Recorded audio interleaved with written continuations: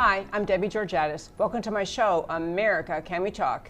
Today, we're going to talk about an Archbishop writes to President Trump. This is good versus evil. Lieutenant Colonel Alan West joins me to talk about destroying Black history, defunding police, and removing statues. And Nigel Farage exposes Black Lives Matter. And of course, I'll tell you why these stories matter to you. Stay tuned.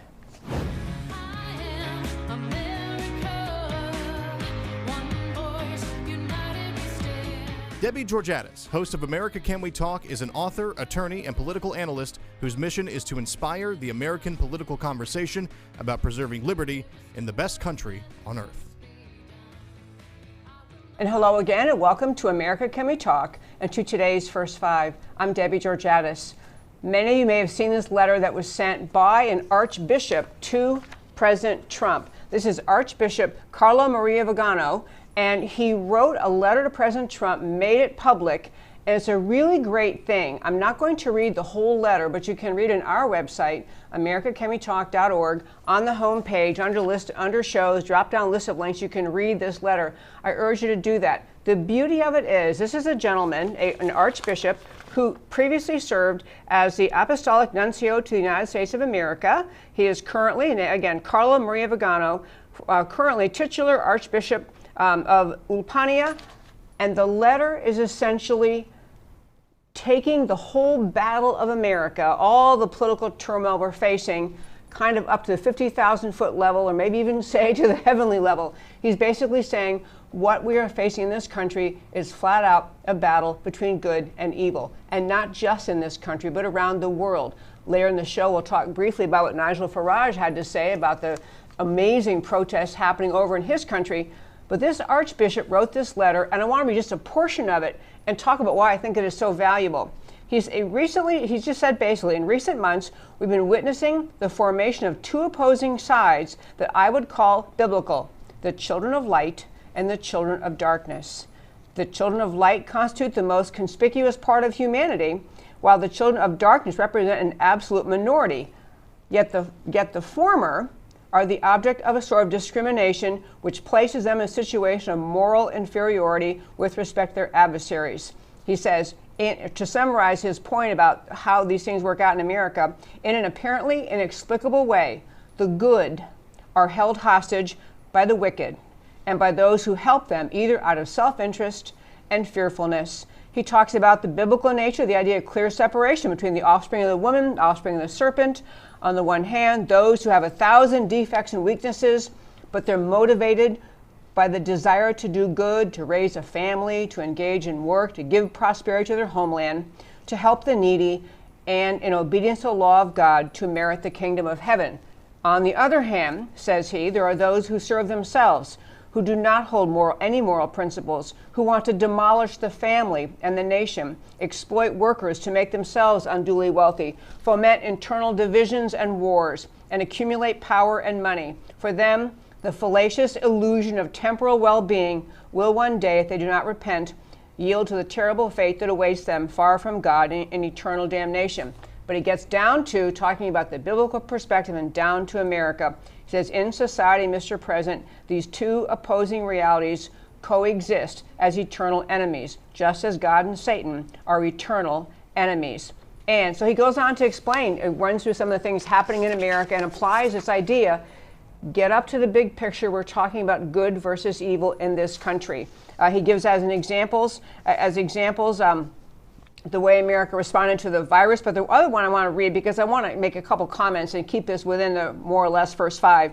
For this reason, he says, I believe the attack to which you, President Trump, were subjected after your visit to the National Shrine of St.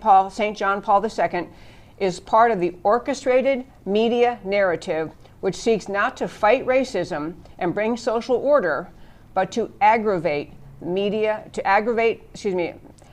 I'm going to start that again. The attack to which President Trump was subjected is part of the orchestrated media narrative which seeks not to fight racism and to bring social order, but to aggravate dispositions, not to bring justice, but to legitimize violence and crime, not to serve truth, but to favor one political faction.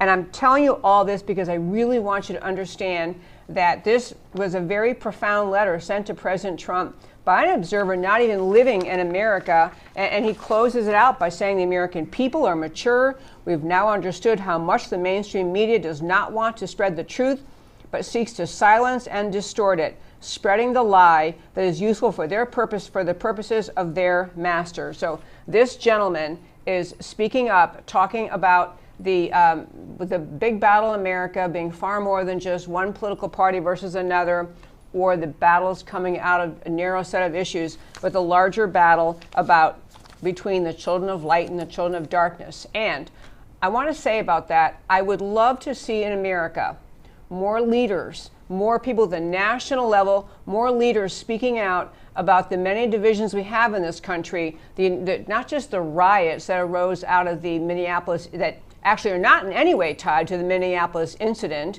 involving the police officer Chauvin and an innocent and a black man who was eventually died in police custody. But the battle we are seeing in America around this country, the burning of the cities, the looting and all of that, that is a very conscious effort of the power of evil to take over this country.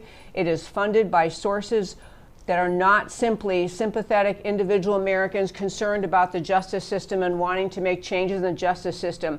We are watching the culmination of leftist determination to take over this country, leftist determination that has been just seething the entire time President Trump has served as our president. And it is coming to the surface now because, as we are only months away from the national election, the left is working as hard as they can to foment division and anger and resentment and hatred and just to divide this country. So it was a very profound letter. I would actually love to see more politicians in America speak to the question of whether or not we are going to be able to identify evil as evil, identify good as good. And that, my friends, is today's First Five. I can see we're having a little bit of technical trouble. I think you're looking at I love my logo. That's a great logo there. Yeah, Debbie, normally I would not jump on, but our cameras have gone out, so I am working on fixing it, but we are still live, so. Okay, thank you. That is Matt the Wonderful. And speaking of Matt the Wonderful, let me just tell you something while they're working on the cameras. On this show, I normally I do my thing, I talk about politics, I have wonderful guests joining me, as we have a wonderful guest joining in just a moment, Lieutenant Colonel Alan West. We decided to start this week with the idea, because I do get your emails, and I thank listeners for writing. You email me at americacanwetalk@gmail.com, comments on Facebook and YouTube. Why don't you ever let guests put questions in? So we are going to start this today. We're going to try this today. Whether you're watching on YouTube, Facebook, or whatever other means you're listening to, we can't take callers in terms of live callers where we hear your voice, but if you type in a question on YouTube, if you're watching us on YouTube, or if you're watching us on Facebook, type in a question, keep it short. I want to ask X, and just get it out there. Matt will be a call screener, go through those questions, and he will read them to me. So you'll hear Matt the Wonderful a little more. And we're actually going to have him join me more in the show in the next few weeks. But today he's going to be a call screener of sorts, or a screener of your questions. Please feel free to ask questions. And while we're still struggling with our happy or our not happy cameras, I believe we still have Lieutenant Colonel Alan West online. Hello, sir. Hello. How are you doing, Debbie? I'm very well. How are you? Couldn't be any better. Just working through this little shoulder surgery that I had Monday as a result from the accident that I had a couple of weeks ago. Well, you look great. Now, this is interesting. I don't know if the cameras are discriminating against me because I can see you, but when it comes back to me, they have to put my logo up. Anyway, well, it's great. Well, to keep you up, it's nice to see you. First of all, I'm very happy to see you, and you look just strong and healthy. So you're doing really well, right? Yeah, I'm doing okay. They repaired the fracture on my right shoulder socket bone here in Dallas on Monday. I'll go in for the post-operation follow-up review tomorrow. So everything should be going okay, and that's really the only surgery that I have to have related to the accident. Everything else, my skin is healing very well. I'm so glad to hear that. I'm just glad, and I actually saw you were out speaking somewhere last night because someone put it on Facebook, and I love you're getting out and doing things. It's just wonderful. So Great to see you. And even though I didn't do it yet, I'm going to quick tell our listeners, you've been on the show so many times that I feel like I don't need to introduce you, but I do want to tell our listeners, Lieutenant Colonel Alan West, he is currently running in the state of Texas for chair of the GOP. We have our election coming up in Texas for who's going to be the Texas chair of the Republican Party.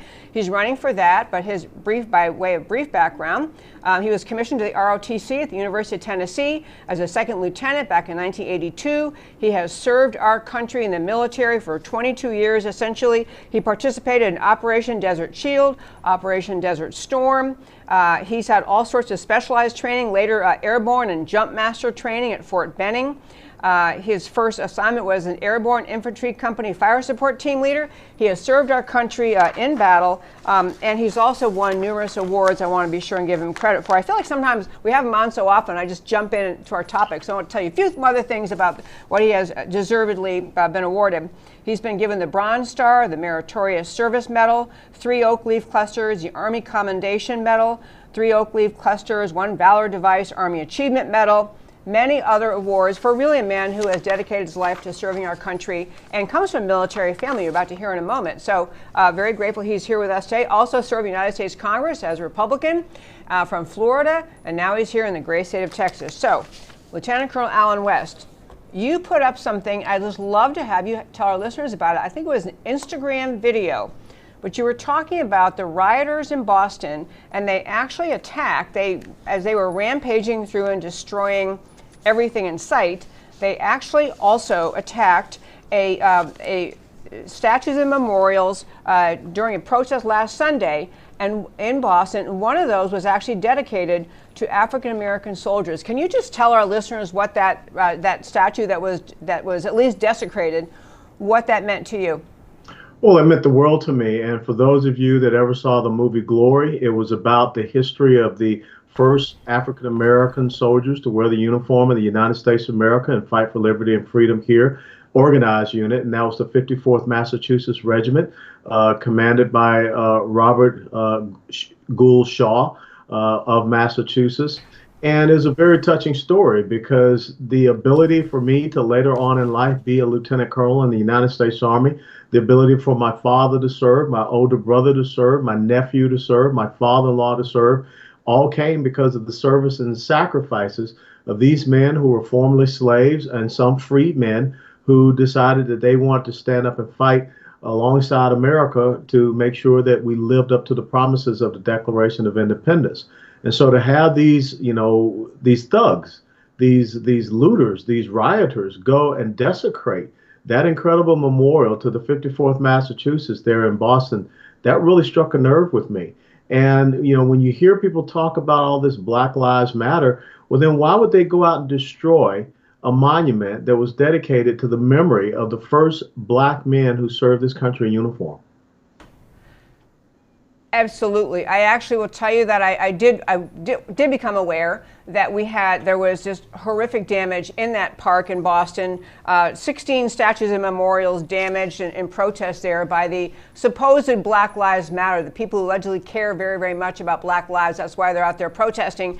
And yet to destroy that statue or to desecrate it in any way, along with, you may have seen, Lieutenant Colonel West, you may have seen that video that was a man in, I believe it was Chicago or Minneapolis, I think Chicago, who had, it was a retired firefighter who had built, he saved his money and had in place, ready to roll, a sports bar. And the sports bar first couldn't open because of the shutdown, the COVID-19 shutdown. And then it just was beginning to be okay to open, and then the rioters destroyed it. And the man, did you see this video of him? Yes, I did. He lost his livelihood. And that's one of the things that, once again, when they come up with this oxymoronic name, Black Lives Matter, it is not that all Black lives matter. It is not that all lives matter. It's certain politicized lives that they can leverage for their ideological agenda. Those are the ones that matter. The lives that are lost every single day in the black community, the preborn babies who are murdered thanks to Planned Parenthood, which is an organization that was founded by a white supremacist and a racist, they don't speak out about that.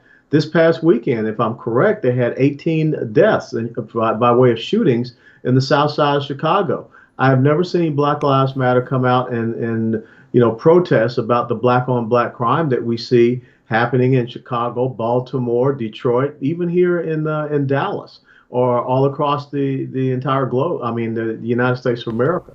So I am sick and tired of this organization that cherry picks, based upon their agenda and their political objectives.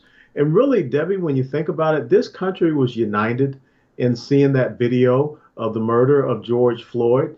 The fact that you saw an officer with his knee, full weight of his knee on the carotid artery of George Floyd, who had been handcuffed. He was not trying to resist arrest, and 3 other officers standing there. We all agreed that this was wrong. We all agreed that it was murder.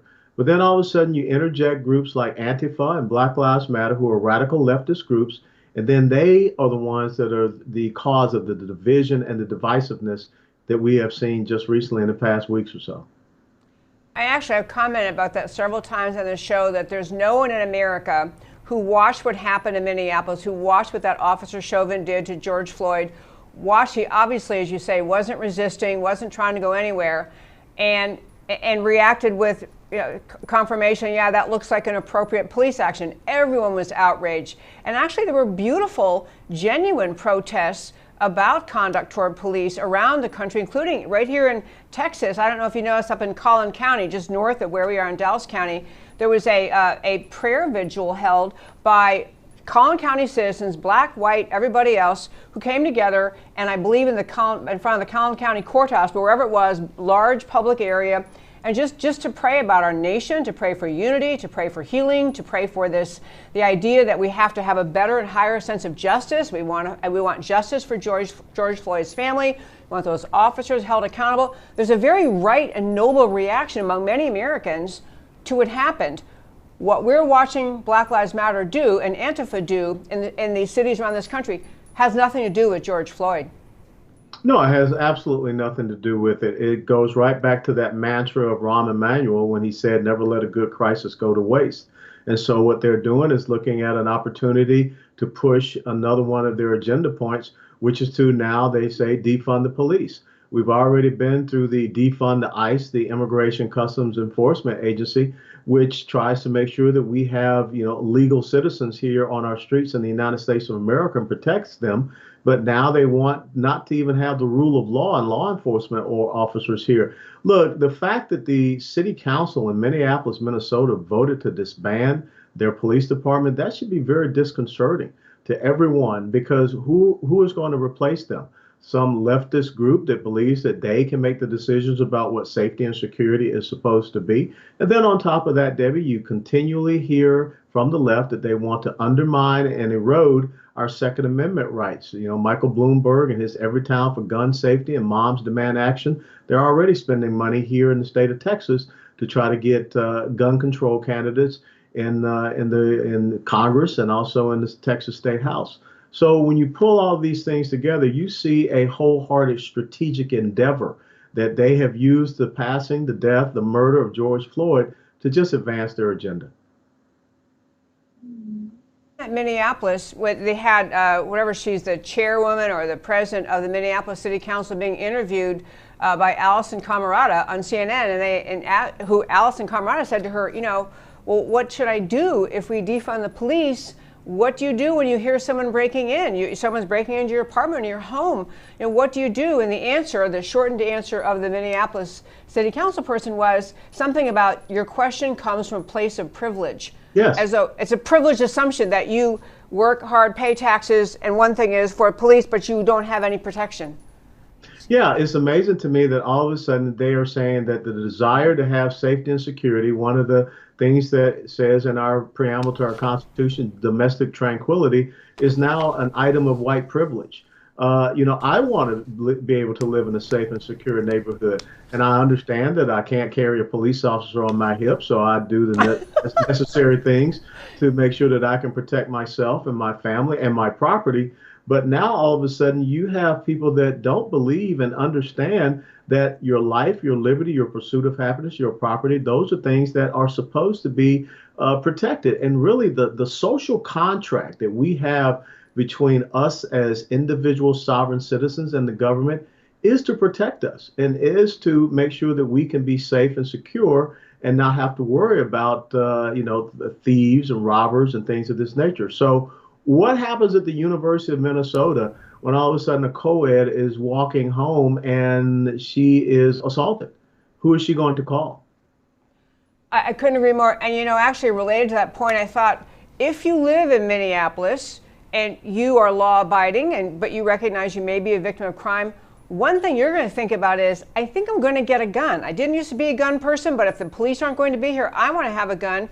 And so gun sales will go on. And honestly, I fear that it will lead to people becoming vigilantes, just deciding, well, the police aren't here, so we're going to line up. We're protecting our street. It really introduces, when you talk about the social order, and it sounds like just a legal concept or something, but it's a practical day-to-day, how do you feel safe? How do you keep yourself safe? It will lead to people engaging in at least a creation of community packs, neighborhood packs, coming together, protect themselves, which is the breakdown of the notion of rule of law that applies to everyone.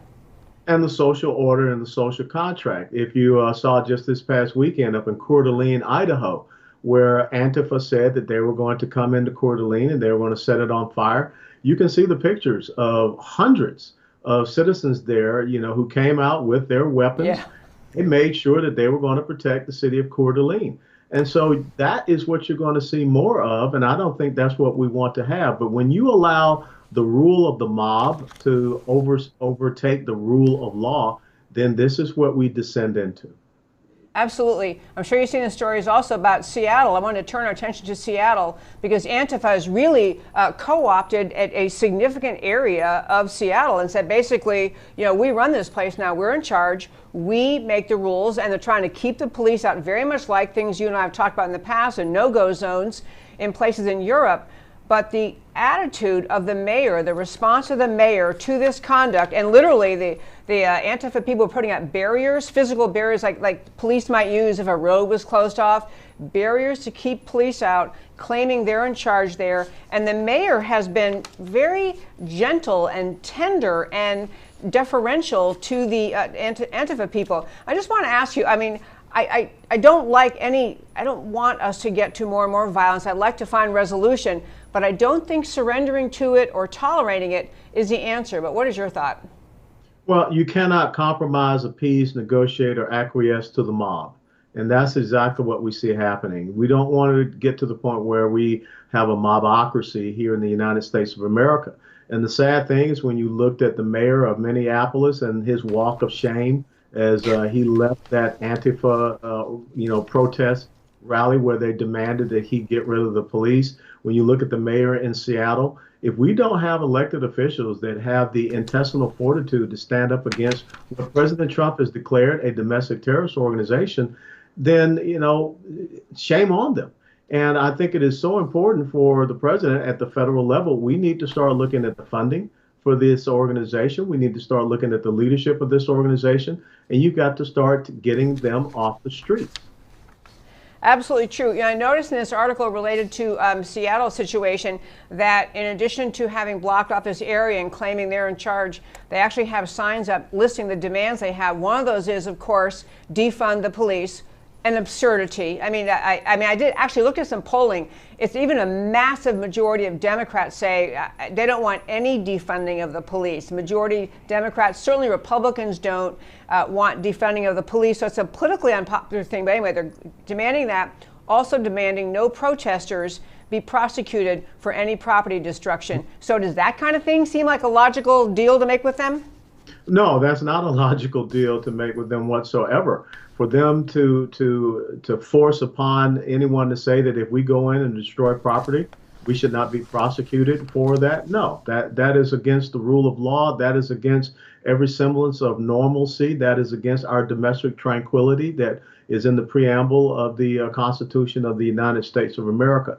But once again, as long as you continue to allow this to grow and you don't cut this type of abhorrent behavior off early in its infancy, then it only gets emboldened and it only grows, it only gets stronger. And that's why we need to see leadership in this country that goes in and cleans this out.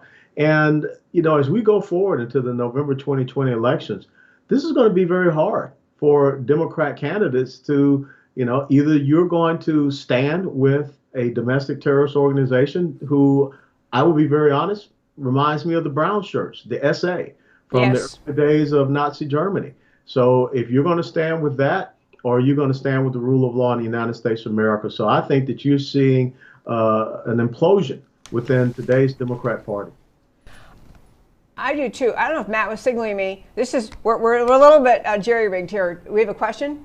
Yeah, we've got a couple questions here, and one you may have touched on a little bit, or you touched on briefly, but Vance from Facebook asks, why can't the president launch FBI investigations of the funding for Antifa and jail them?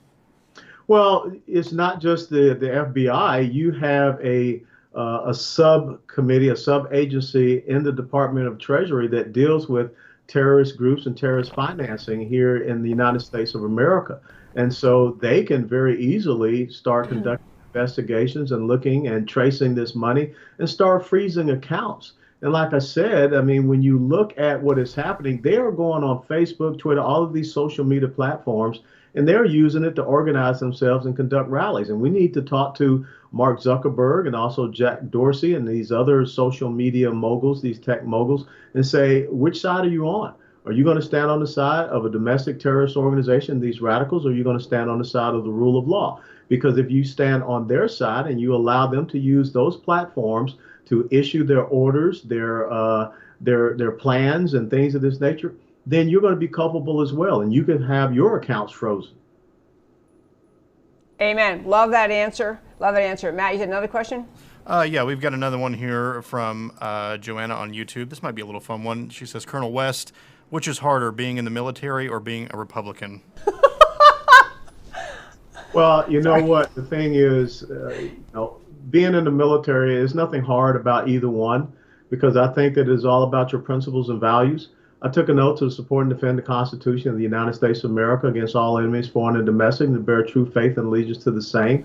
I took that obligation freely without any purpose of evasion or mental reservation, and I said, so help me God.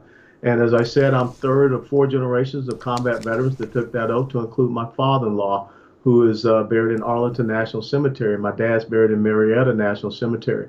So I find nothing difficult in being a conservative Republican, nor being a member of the greatest military that the world has ever known, that of the United States of America. Love those answers. And I love the question. Thank you so much. This is going to be fun. And Matt, now I see you're texting me with questions. I appreciate that. Okay, so this is a great thing. We're learning how to do this question thing within the context of this live interview. I'm going to go back to Seattle one more time. I want to figure out, I mean, it's an interesting thing. These riots have been horrible. Seattle is a very left-wing city, and I mean, they're very well known to be very leftist. And yet you have people living in those cities who are realizing, wait a minute, we're so far gone that we don't have our sovereignty over a certain geographic area in the city. We don't have, who's in charge there? What rules apply? And I think this may be a really good opportunity for some people who tend to vote leftist out of sympathy or concern or sensitivity to recognize how far afield from the idea of America the left has become. What do you think about that? You're absolutely right, and I think that there are people that are waking up in places like Seattle that find themselves behind enemy lines, and I would not be surprised if you found the exact same thing trying to find a foothold in Austin, Texas, which we know is a very far left radical city. And the mayor down there, Stephen Adler, has been placating to the left quite a bit, to include placating to another radical organization, that's the Council for American Islamic Relations. So when we start to have people that are, as they said in that first Batman movie, dancing with the devil by the pale moonlight, nothing good comes from that. And so, there's only one rule of law in the United States of America. That's our Constitution, and our states have their respective constitutions. We cannot have such a radical organization all of a sudden come up and say, we have territory here. We're running the inside of Seattle. Because, Debbie, think about it. What is any different from what they are doing in Seattle than what ISIS did? A radical organization, yes, all of a sudden established their quote unquote caliphate. So now we have this little radical, Antifa caliphate or territory that they're trying to establish, and they're trying to create their own laws. And as you said, just the same as you see over in Europe with a lot of those no-go zones, in some of these Islamic radical controlled communities and neighborhoods, they're trying to do the same here. You know, Colonel West, I don't know if you heard my opening first five, but there was a letter written by an archbishop to President Trump calling basically the battles we're in, there's just good versus evil. And I was commending him because at some point you can't keep saying, it's not like debating whether a tax rate should be 6.2 or 6.4%. It is, do we have sovereignty and the rule of law and the Constitution, or are we trying to destroy that? I think those are good versus evil questions. And I love your point, and I want to reiterate for our listeners, try to think of one Democrat in Washington, D.C., a House member, a member of the Senate, any leader of the Democrat Party who is willing to stand up and say the rioting, the property destruction, the arson, the murder being committed by rioters in this country cannot be tolerated. It has nothing to do with the very sad and wrong death of George Floyd, nothing to do with that. This is simply, insurrection against America. Think of one leader, because I can't think of one on the Democrat side. And as we get close to 2020, that is going to be the top question in voters' minds. Is there a sane core left of the Democrat Party or not? What do you think there is? No, I don't. I think that we're in an ideological civil war, and I think that it could go a little bit even worse. And when you look at Minneapolis, Minnesota, we're talking about the district up there that's represented by Ilhan Omar. And we know already that you have a very hotbed of Somali jihadism and radicalism that is happening up there as well. So it does not surprise me that this is all occurring and this is being taken advantage of in a place where Ilhan Omar is the representative. And it doesn't surprise me that even in Boston, it's sad that this is the cradle of the freedom of the United States of America, Massachusetts, but yet it's going so far to the left. And it's represented up there by Ayanna Pressley, another one of the Girl Suicide Squad members. So I think this is an important question that we need to ask ourselves in America. Do we believe in the rule of law? Do we believe in the sovereignty of the individual? Or do we believe in this new version of the brown shirts that are trying to take over our streets? Okay, I could not agree more. And I would love to have this be a fundamental discussion. In the 2020 elections, for a long time, I've been saying immigration is going to be huge. We're going to have to decide, do we have a border? We don't have a border. It'll still be an issue. But the events of this year of 2020 in the last several months are really weeks, and then going into the fall elections, they're really going to be a primary, what's on people's minds and people's hearts, watching the destruction of their cities, watching their police, their mayors, their elected officials on the Democrat side who won't take action, who won't stand up for the rule of law. It's a real wake-up time. I think it's fabulous. Okay, one last quick question I want to ask you. So we talked earlier, and I could not agree more with you about how despicable and hurtful it was that the rioters in Boston chose to desecrate a statue, or any statue, but a statue in particular dedicated to the gentlemen who were the first Black Americans to wear a U.S. uniform to fight in the Civil War, and that was a statue memorializing those people. That was destroyed by them. But do you think in other cases, because part of what maybe a broader spectrum of the left argues is that we should be taking down statues around this country if they memorialize somebody that maybe did something wrong. We had an example right here in Dallas, where we both live. The Texas Ranger statue was removed at Dallas Love Field because of some apparent, I'm not going to deny, I don't know the gentleman's history, but apparent history of racist conduct or actions by the gentleman who's depicted in this Texas Ranger statue. What did you think about that? History is not there for you to like or dislike. History is there for you to learn from. And George Santayana said back in the late 1920s, those who fail to learn from history are doomed to repeat it. What we see happening here in the United States of America is no different from the Taliban when they went into the Bamyan province in Afghanistan and they destroyed the Buddhist statues and temples there. It's no different from ISIS going into Palmyra, Syria, and also into Mosul and destroying all of the Christian artifacts and the history there. So what is going to happen next? I mean, they have already come out and said that Gone with the Wind has to be banned from the streaming services. What is going to be next? Books that we cannot read? I mean, a book that written by a Black conservative, because they don't agree with that, we should burn those books. So this is fascism. And, again, we should not be accepting this brown shirt National Socialism and this fascism here in the United States of America. This is very dangerous times. And again, I hope that we can have adults that will step up and get this situation under control. I certainly hope so too, Lieutenant Colonel Alan West. I'm so glad you could join me today. Would you tell our listeners, I know you have one website, theoldschoolpatriot.com, and you have another one related to your run for the chair of the Texas GOP. So what is the website for that? The chairman's race for the Texas GOP is west4texas.com, west4texas.com. Okay. Thank you for all you do, your speaking, your writing, your clear thinking, your service to America. I'm so glad you are available to join me today. Thank you so much, Alan West. God bless you. Thank you, sir. Okay, folks, I tell you, if you go to that website, The Old School Patriot, you'll find things he writes. He is just this is a guy who speaks from his heart. If you watch my show very often, we have him on quite often. He's very outspoken. That one question from the listener about whether or not it's, harder to have been in the military to be a Republican. I mean, I think he gave an answer from his heart, which is, he's so committed to his principles that he doesn't see either as hard. It's if you know what you believe in, then you execute on those principles and you move your life forward, and that's what you do. So I love that answer, love that question. So that was our first adventure into questions, and you can continue to do that if you'd like. If you're listening on Facebook or YouTube, we're trying this, typing in your question, and Matt the Wonderful is right there and going to let me know about questions. I do want to hit one other story today, and we're talking, and we're going to talk tomorrow actually with someone who's been writing even more about the history of Antifa, A-N-T-I-F-A, Antifa. They claim to be the group that's standing up against fascism, and it is what the left does so often is projection. They're accusing the other side, they're accusing people they don't support of doing what exactly it is they are doing. Antifa is the most fascist, violent, intolerant group imaginable. Long history you'll hear about in tomorrow's show. But what we're watching in America, and I think many of you may know this, but it's happening around the world.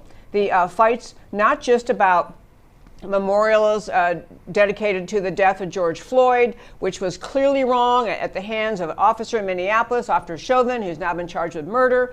The other officers standing around doing nothing, also charged. This is good that our justice system stood up and will continue to stand up.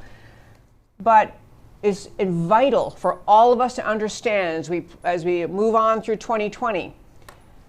That was a bad incident in Minneapolis. We're prosecuting. We are going to seek justice. We are pursuing justice.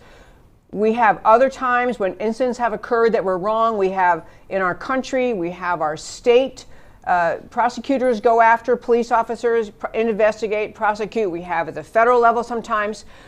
We don't have a perfect system. We don't have a perfect set of police anywhere. We have the best system on earth. We have the vast majority of police officers in this country who try every day to do the right thing to the best of their ability, the best of their understanding. Doesn't make anything perfect, doesn't make America perfect, but it's the most perfect country there is. And the system of laws we have will utterly fall apart if we permit the left to take hold of America's thinking, defunding the police, demanding no responsibility for their actions, and essentially, ultimately, subverting the very concept of America's founding, the idea of our Declaration, our Constitution, the kind of government we have. But the leftist movement we are watching in this country, Antifa and Black Lives Matter, destroying property, killing people, arson, just mad, dangerous riots around this country, they have nothing at all to do with the death of George Floyd. Nothing, zero, zip, nada. What they are is just the latest manifestation of radical leftism in this world that has always been inflamed and outraged by the idea of America. Outraged. Leftism is at its root is outraged at the idea that we have a country that is simply, absolutely, positively committed to the freedom of the individual, the right of the individual to live in freedom, a rule of law. We have a country that is not government controlled. It's a country governed by we, the people, that we create our government through our election process. The whole idea of the culture of liberty in this country drives leftists out of their mind, always has. The latest thing they're talking about now, they seized on this horrible incident in Minneapolis, and they're making all of the chaos around our country. Now we have a geographic territory in Seattle claimed by the leftists, claim that they now run it, and therefore the government isn't allowed in there. The police and the fire people are not allowed in there because Antifa is running that area. But this is happening around the world, and it's another key, another signal to help people get the idea that what we're watching is not simply a political dispute. It is not even a violent political protest. It is an attack on America. It's an attack on the very idea of America, an attack on the constitutional structure of our country, an attack on the rule of law, an attack on the very foundational ideas that made America. That's what we are experiencing in this country. What the left has embraced, and which no Democrat official in Washington or anywhere else has the backbone to criticize. Not one of them will say, this is outrageous. We really shouldn't be doing this. You shouldn't be burning people's property. You shouldn't be destroying people's cars and their homes and their businesses. You can't do this in this country. They're all sitting back, letting this leftist mayhem happen around this country.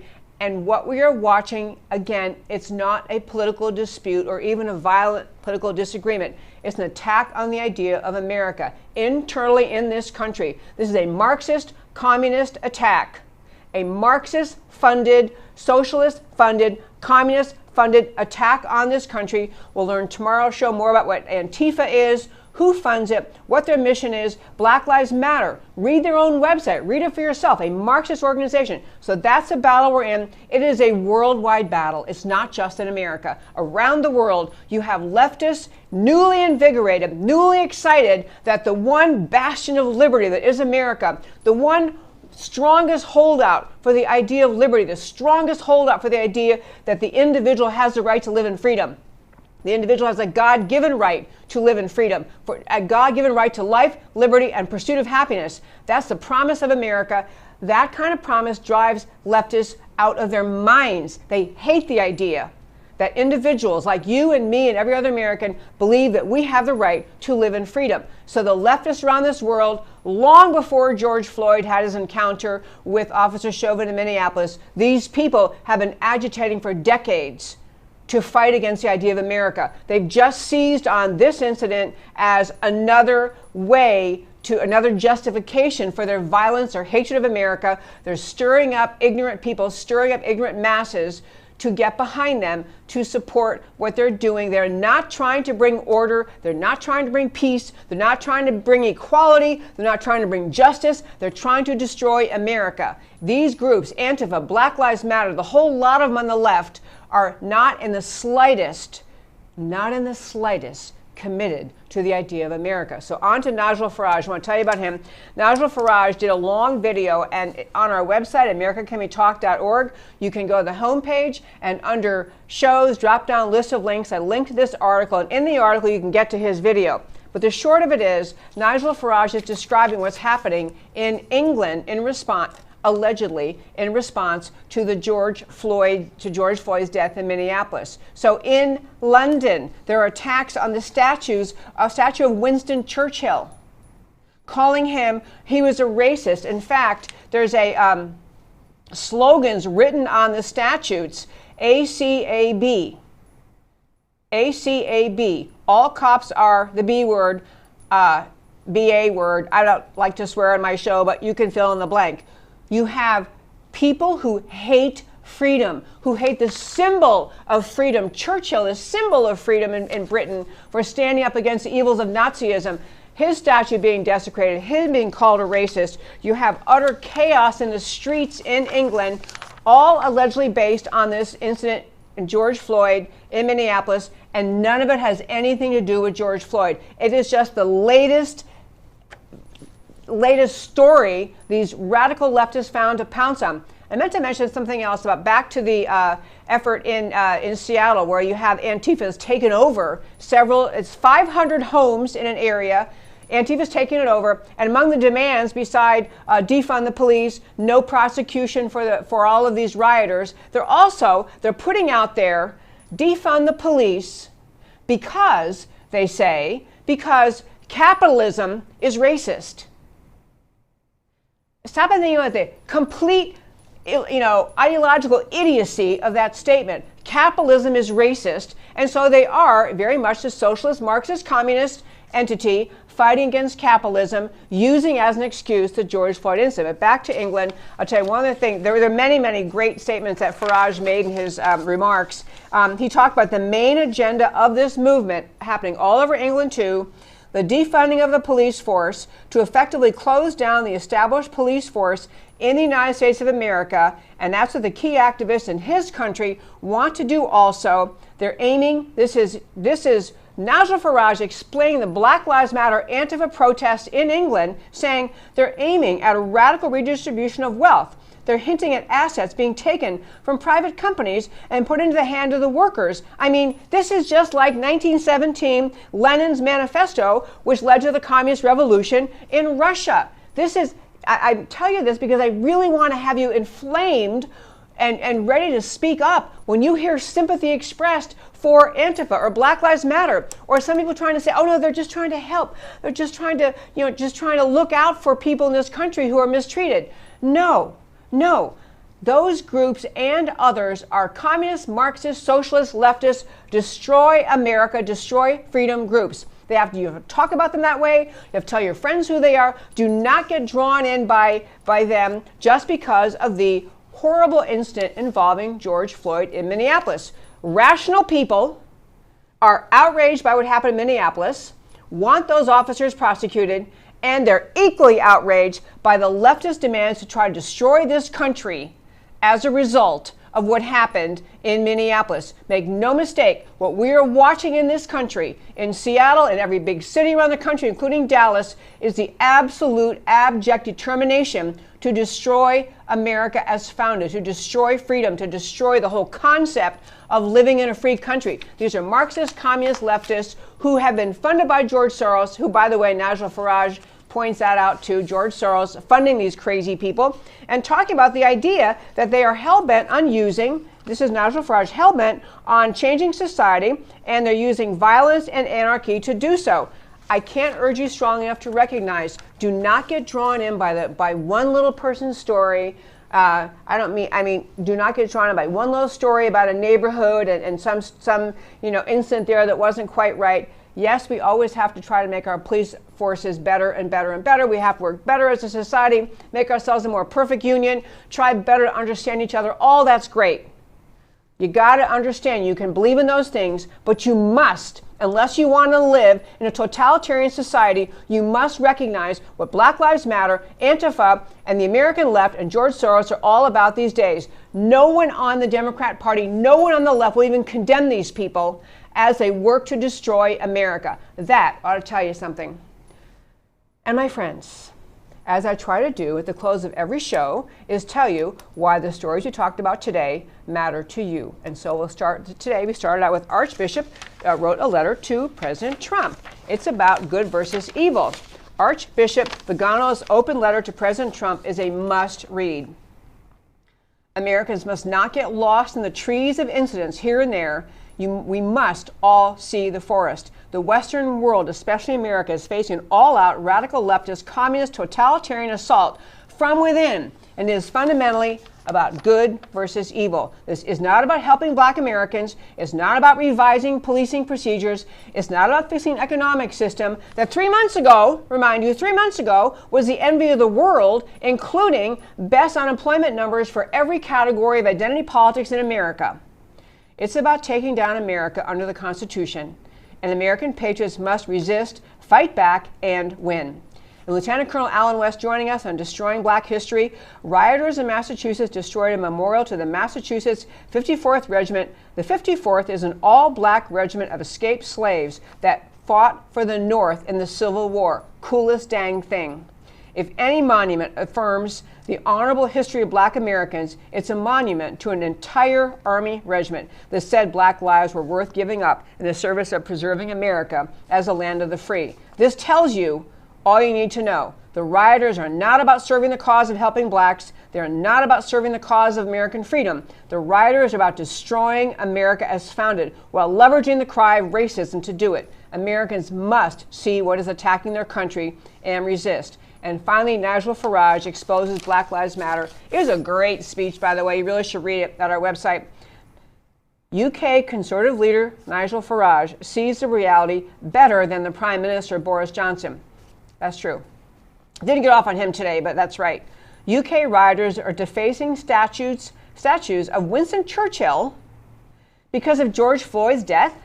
Without Winston Churchill, there might not be a UK.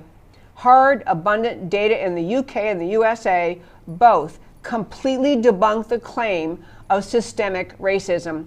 So if UK rioters are disavowing Churchill and lying about racism, they are not fighting for a better UK. They are carrying out a full leftist communist assault on the UK and the entirety of the Western world. Those who love the freedoms of the Western world had better wake up and push back now.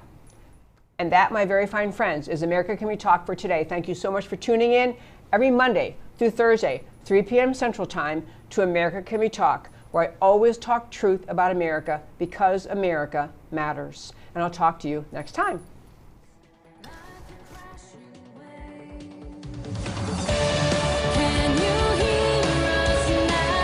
America Can We Talk?